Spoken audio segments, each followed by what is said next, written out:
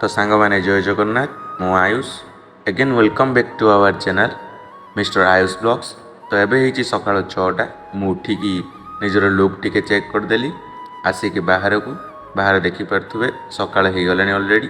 तो मिरर आगे टिके पुणी थे एगेन लुक चेक करदेली तापर चलिली सीढ़ी रे छात उपरकू टिके बुलाबुली करने।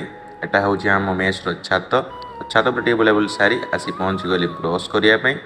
तो हेतु मु ब्रश करने आसी पहुँची काढ़ीदेली कोलगेट आ ब्रश।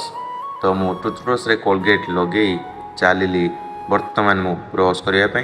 तो देखिए बर्तमान ब्रश टाइम ब्रश कर सारापर आसिक मुँह धोई गामुछे मुँह को भलसे पोछापोछि करी हाथ को टिके भलसे भलसे पोछीदेली।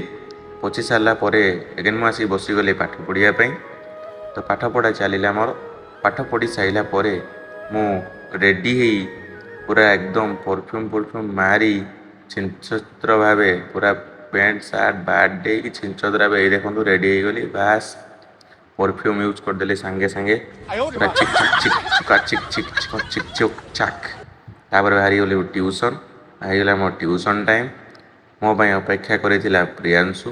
तापर आम दीज मिसिकी एका सांगरे ट्यूशन गलु। तापर मु आसिकी खाइली पकोड़ी खाई गला बाटर हो गला जोरदार वर्षा धीरे किना सुल्पे की खसी आईली मेस को।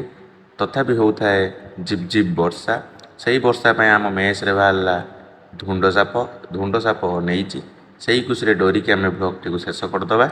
आज एति जय जगन्नाथ।